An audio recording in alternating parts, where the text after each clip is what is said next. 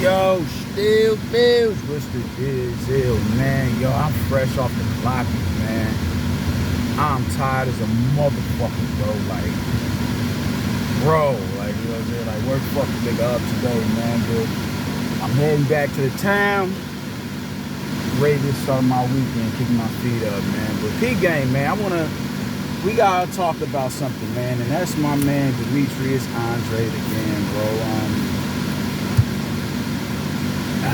Man, if there's ever a blueprint on how you don't want your career to go, it would be, you would tell your fighter to follow the footsteps of Demetrius Andrade, man. It's sad, man, because this dude, Andrade is gonna be one of them cats who's long forgotten and who will never know the extent of his level of talent. We're never gonna know it, ever, man. It's sickening, honestly. It's sickening, honestly, man. So I'm listening to him today.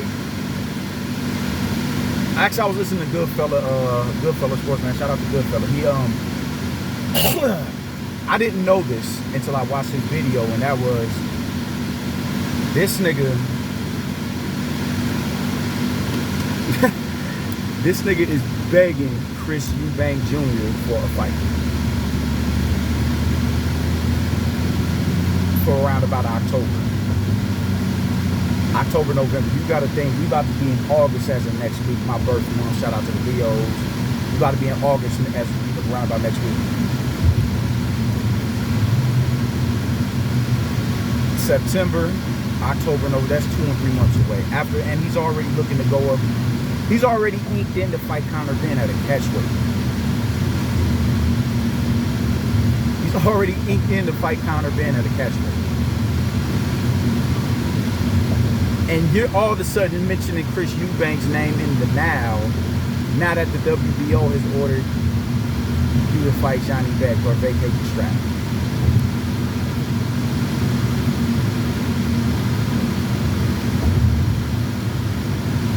Honestly, I'm not. If it was a fight that Chris Eubank Jr. was willing to entertain, I wouldn't be mad at this move. I honestly wouldn't.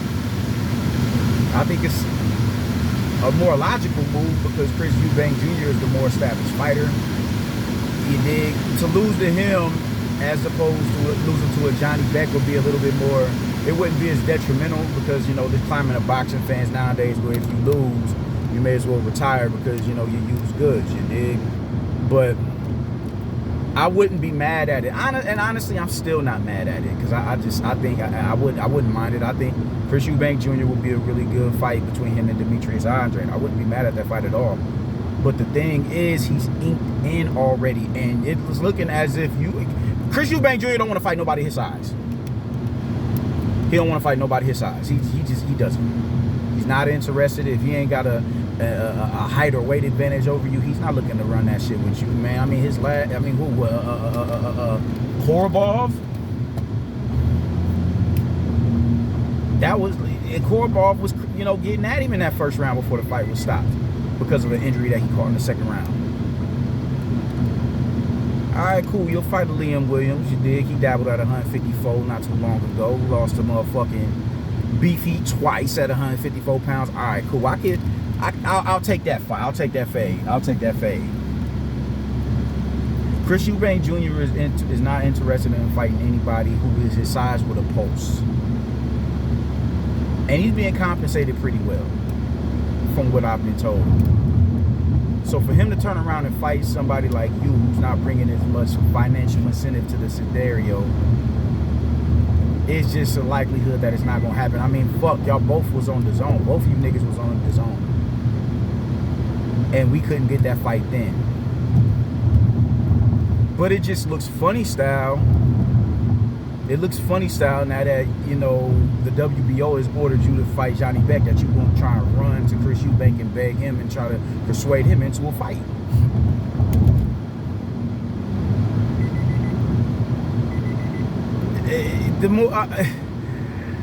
The more and more you unpack the situation, it does look like a quarter in a Hoyle duck, bro. It honestly does. And I'm not mad at you and Chris Eubank Jr. I'm not mad at it, man. But Cali X, I remember it was either Cali X or Michael Monterio. I was listening to that D Styles panel last night from that from the who Ohio runs boxing, ring guy, Q, Michael Monterio, Cali X, and I can't remember the other cat's name, but it was a really dope panel, man. But one of them cats hit on a real good point, man. How Ryan Garcia and Tank Davis is talking about belts don't matter in this situation. It's proven clearly the opposite. Look to Dimitri. Look no further than Demetrius Andrade. Because without that belt, who is a Demetrius Andrade? This is what pisses me off about people when they say, yo, if Demetrius Andrade fights Johnny Beck, they gonna say, oh, he ain't beat nobody. Well, if you want to be real, not Johnny Beck, but Demetrius Andrade ain't really a nobody like that. He's not. He's not a fighter that's gonna move the needle. He's not gonna be the fighter that generates enough of a buzz to where motherfuckers are gonna fly in from all over the place to see the fight. Like, nah, that's not gonna happen. Nobody knows who Demetrius Andrade is, and a lot of the people who are beating the horn for Demetrius Andrade as it pertains to Canelo are only here by way of Deontay Wilder conspiracy theory videos that was started by Young Pharaoh. Before that, they didn't have a clue who Demetrius Andrade was. It's a talking point that they're running off of, and I'm sure that they have still yet to turn on the Demetrius Andrade fight and watched him fight. I'm sure they haven't done that yet. Not all, but a lot. Enough to say, you motherfuckers is on some sucker shit. So it's just like, bro, it's not a good look. And like I said before, it's an understandable duck. I'm not mad at it. I'm not mad at it. You want my personal opinion? Chris Eubank Jr. does not present the threat that Johnny Beck does. He just doesn't. He just does not, man. Johnny Beck, I think, washes Chris Eubank. I think he does Chris Eubank dirty. If I'm just being real about it.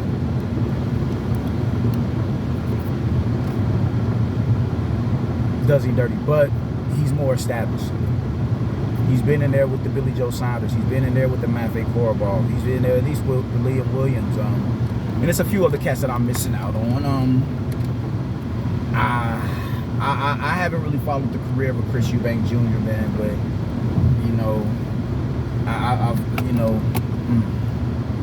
I've seen a lot of his, the little goofy bozo shit that he does, man, and it's just not a good look, man. It's not a good look. And for Demetrius Andrade to be begging this man for a fight in the now, it's like, bro, we can make millions of dollars. We got kids. You're a star. I'm a superstar. And on what planet is Demetrius Andrade a superstar? Like, bro, like, no. Having your name repeated and circulated around boxing forums for people who don't buy fights and really pay attention to fights like that, that's not a superstar. Ryan Garcia and Tank Davis, they're moving the needle in their fights. Them niggas ain't superstars. Tank ain't no superstar. Ryan ain't no superstar. There are two superstar boxers in the sport of boxing.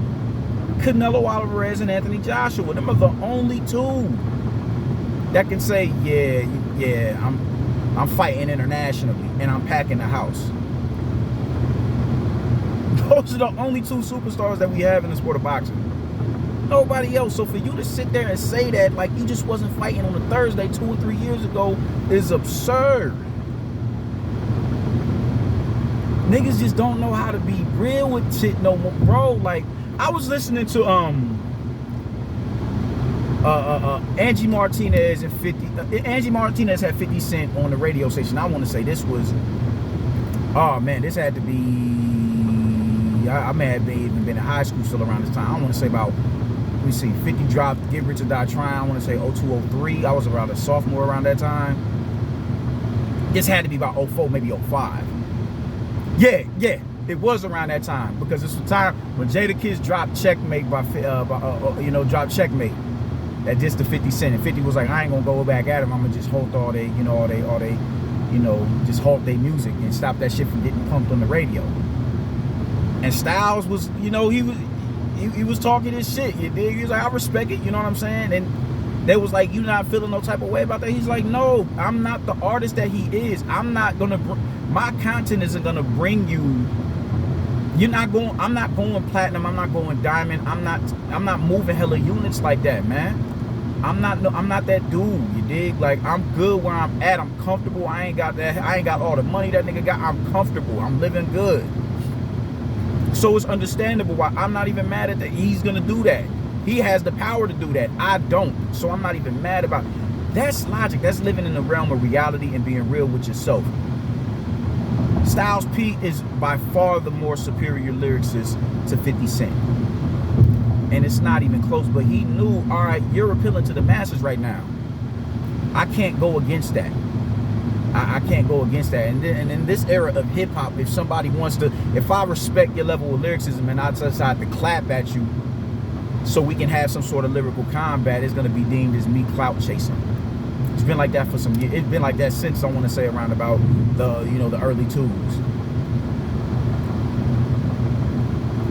So if he can do that, and Styles P is a dude, D-Block is one of the Locks is one of the greatest, one of my personal favorite groups. My personal favorite group.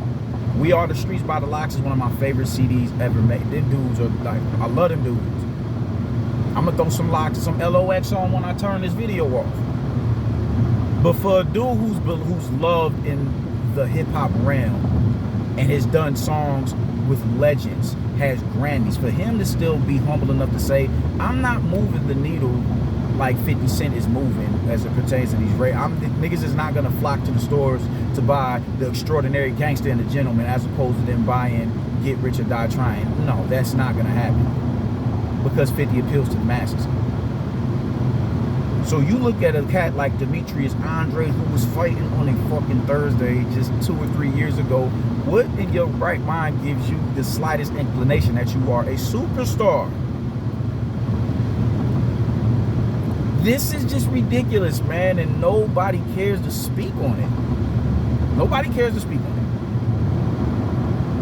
Nobody cares to check him on it, man. Everybody has allowed him to get away with the little shit that he does, man, and it's just like, bro, at this point, you're creating your own realm of reality because you don't want to face the reality that you're in.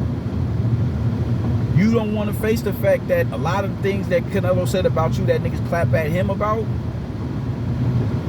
you did the same thing before Canelo said that shit about you. You said you ain't want to fight Laura, but you rather fight Jack Coquet.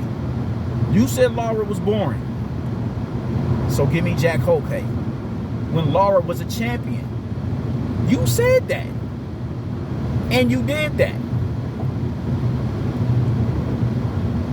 You did that. Now motherfuckers don't want to fight you because they saying the same thing. You pulled out of the Jermell Charlo fight. Billy Joe Saunders pulled out of the fight with you. It's karma, fam. You reap what you sow, man. That is a bet, man. There is never, I don't think there's ever been a Bible verse that was more true than that. You reap what you sow. You reap what you sow. And in this scenario, you've done a lot of fucked up shit in your career to fuck it off to the point where you're not a hot commodity like that. So now when you don't have nowhere else to turn, the zone is not looking to bring you back on board for whatever reason. And even if you were with them, that nobody's interested in fighting you. Nobody is interested in fighting you. The PBC ain't looking to fuck with you. They don't give a no. It's just not happening. And even once again this year, you pulled out of the goddamn fight with Zach Parker. That was going to usher you into a possible fight with Canelo if you could get past him, and then David Benavidez. You didn't want to go through that because you in your right mind feel that you're accomplished and established enough to where you don't have to take these avenues. Even though you've yet to do anything significant in your career to say otherwise. It is not of extreme importance for Canelo Alvarez to fight you, King. It's just not. You don't move the needle like that. Like you said, you don't fight nobody. You don't fight nobody. Even like he said Charlo not too long. Canelo said Charlo's name not too long ago. Charlo has a bigger buzz surrounding him than you when y'all both have pretty much the same resume. What does that say about you? And you fought twice. You doubled Charlo's workload last year. You doubled it last year. And now here you are, ordered to fight Johnny Beck, and you just refuse to do it. And your history is telling people that he's gonna vacate this belt. He's gonna vacate the belt. He's not gonna go nowhere near no Johnny Beck. He's 34 years old, and Johnny Beck is too high of a risk with a low reward in order for him to go fight him.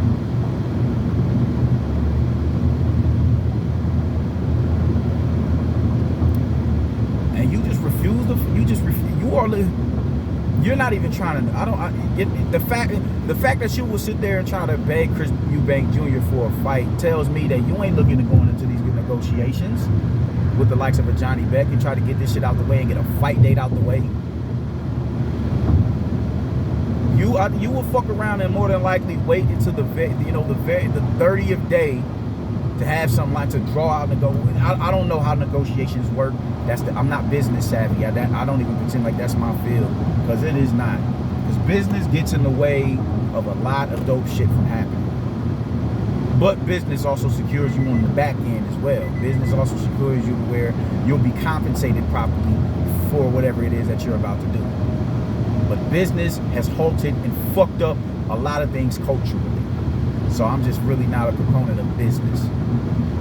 It has its place most definitely, and it's a necessity. But it's gotten in the way of too many things from happening, and I'm good on that. It's just not. I don't dabble into it. That's not my lane. But I think if you don't vacate, you're going to fuck around and find a way to drag this shit out. Drag it to the tail end of the 30-day grace period that you have to negotiate any and everything that has to do with you fighting Johnny Beck, and then you say, all right, fuck it, let's go for it. Instead of just saying, all right, let's get this shit ironed out right now and get a fight day underway, bro. Like, if you were to give up that belt, if you were to vacate that strap and go fight the likes of a Chris Eubank Jr., at that point, bro, you're nobody. Because that's the only thing of significance that you have to your name is that belt. And even then, it's not the most prestigious belt. It's not the most prestigious belt.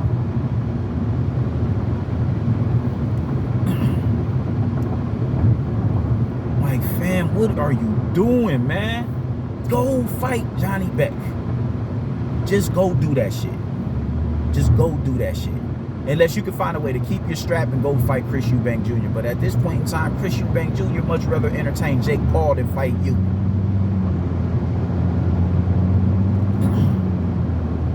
Because he didn't want to deal with you when y'all was on the same side of the street. Much rather deal with him than me. Homie, you looking bad. You looking bad right now. You looking real bad. And just like at this point, it's no salvaging your career. There's no salvaging your career. The minute you hang them gloves up, no more than 10 years later, Dimitri, you're not gonna be a name to be remembered, man. And that's the saddest part about all this shit with you niggas nowadays in this social media era. Y'all niggas is not fighting for legacy. Y'all are fighting for Instagram likes and retweets.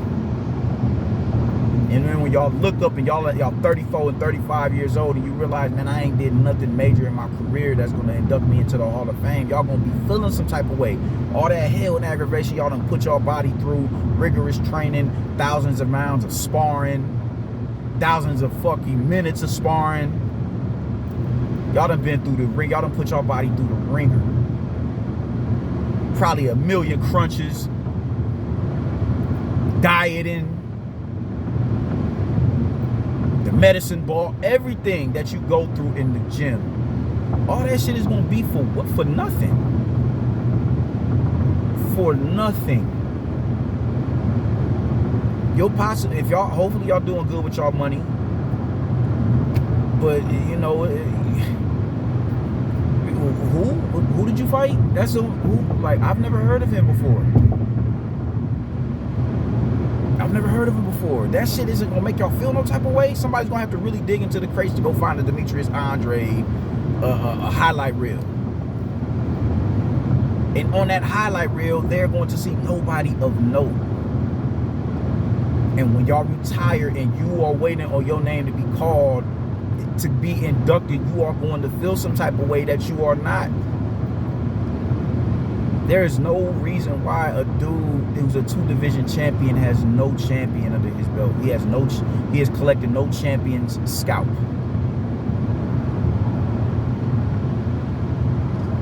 That is sad. That is sad. And you have the skill and potential to do so. You have the skill and potential to do so. At this point, you don't have a choice but to fight Johnny Beck. You shouldn't even be entertaining no Chris Eubank Jr. You should not be doing that. You need to be fixated on Johnny Beck. You need to be fixated on him. Why are we? Chris Eubank is a shameless dude who's about to fight a welterweight at a catchweight. He's a shameless dude. So you will wait on Chris Eubank to fight. So that's the thing right there. You will wait on Chris Eubank Jr. to finish his fight with Conor Ben while they strip you, because you only have 30 days.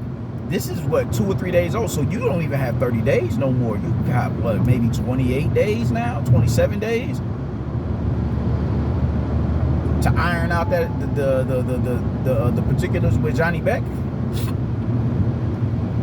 You will wait on this man hand and knees till he gets done fighting Conor Ben and forfeit your belt and allow them to elevate Johnny Beck into the like, bro.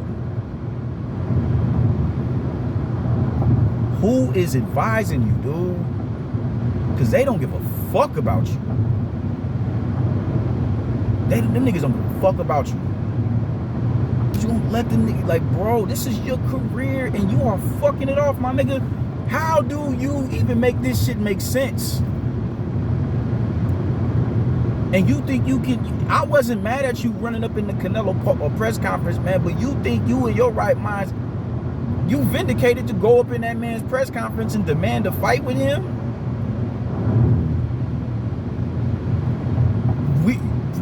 You think you've done enough to command a fight with Canelo to the point where you can just usurp any and everybody, but Johnny Beck ain't did enough for you to command his attention. You can fight Canelo, he's supposed to command your attention despite you fought nobody you know, but Johnny Beck doesn't command your attention. Johnny Beck will be the best name on your resume. Better than Vanis. Better than Atlantis Fox. Better than Liam Williams. That is the man that you should be directing your energy towards. Not no goddamn Chris Eubank Jr., bro. You need to get focused on him. That's the nigga you need to be worried about. Because you kind of being dismissive of him like this to the point, we gonna see what the deal is, because hopefully within the next 20 or so days, you come to your senses and realize without that belt, I ain't shit.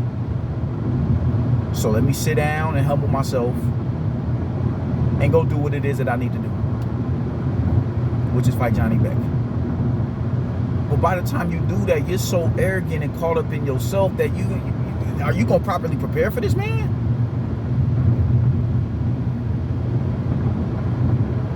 Like, you are real life out of options right now, man. You are real life out of options. I really hope you take this fight. Do not forfeit that belt. Leave Chris Eubank Jr. alone. He's not a dude who, y'all are kind of one and the same. The difference is you a 2-division world champion. You're a good fighter, dog. You're a good fighter. But this generation is not really producing greats that's going to stand the test of time. On that, I mean, Jesus, dude. We got Bud, we got Jermell, we got Devin Haney, we got Lomachenko, we got Canelo. But where are them fighters that saying, yo, all right, man, yo, he was a problem? He was a problem. He didn't get to that level, but he was a problem. Where's the Edison Mirandas at of this generation? The Kelly Pavliks? Where are these cats at, man? Like, you know, we not getting them like that. We not getting them like that. Like we should be getting them. Anyway, it's like this is one thing I've noticed about a lot of our brothers, man. The minute they get to a certain point of success, they become stagnant and they become content. Except with Jermel, except Bud. Jermel, Bud, Devin Haney, Shakur Stevenson. Y'all felt like y'all done enough. And it's not enough. And it's kind of selfish saying that from a nigga who, I just train in boxing. I'm not a professional fighter. That's real selfish for somebody to say that shit. From my paradigm, from my standpoint, my lifestyle. But man, if you're gonna do it tough. And I see how stagnant and comfortable you niggas are right now, man. And y'all are expecting the world for the least amount of road work. And y'all are fucking yourselves. I hate that it's my people that's doing that. I hate it. But y'all are content with that, man. Y'all don't give a fuck about legacy. Y'all don't give a fuck about none of that shit. You made your few millions. You a champion. I bet that. Bring me Canelo.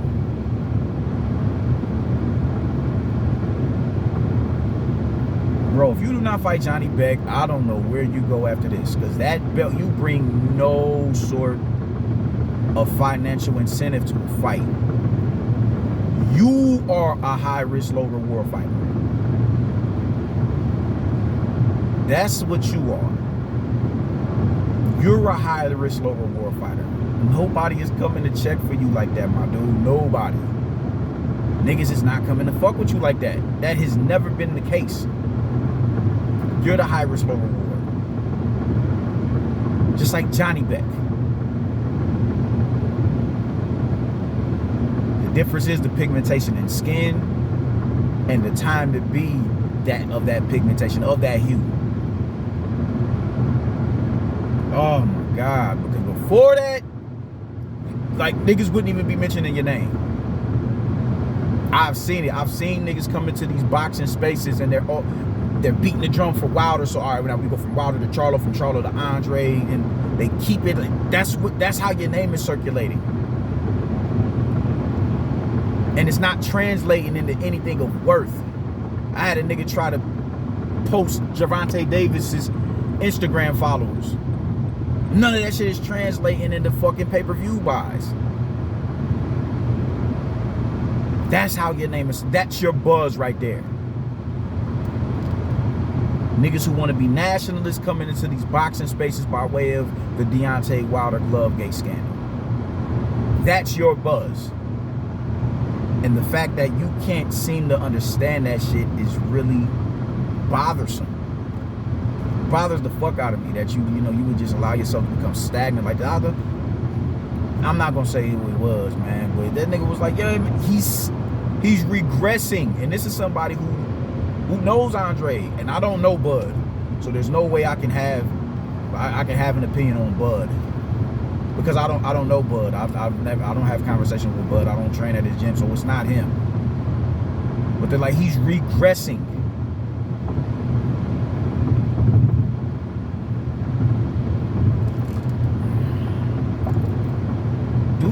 Don't vacate your strap to go fight no fucking Chris Eubank Jr. who just is a shameless dude. Do not do that. Have some integrity, my nigga. Go fight Johnny. I'd rather you fight Johnny Beck and lose than fight a Chris Eubank Jr. Even though I wouldn't be mad at the fight, but in order for you to fight a Chris Eubank Jr., you would have to vacate that belt. Then, what else do you have? I'd rather you lose the belt in a fight where you're a threat, a live dog in the fight. Was like, yo, all right, Johnny Beck could win this fight. I'd rather you go out on your shield like that than just to forfeit that shit because you think you are, you're too established to pay attention to the likes of a Johnny Beck. I'd much rather you lose it to a Johnny Beck. And nobody is even saying that you lose. That's a fight you can win.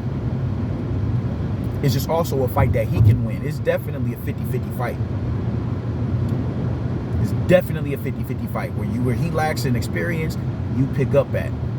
But with his counter punching, with that pressure and counter punching style of fighting that he has, he's definitely a live wire for you that can exploit all of the holes in your game. So why not go and take on that challenge and better prepare you if you were to get a Canelo Alvarez fight?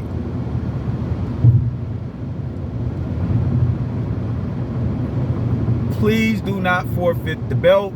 Please don't vacate that shit. Because if you think you got it bad now, as a champion, with niggas not coming to fight you, I can only imagine the hell you gonna go through once you've lost that belt. The minute you drop that shit, niggas is really not gonna give a fuck about you. Your track record is horrible with pulling out of fights. It's terrible. It's terrible.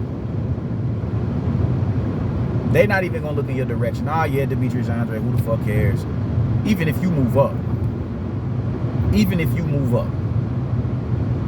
You're 34 years old, fam. It's time to get on the ball, bro, because you are, it's almost safe to say you've wasted your prime. For somebody to say he's starting to see regression out of you, that means...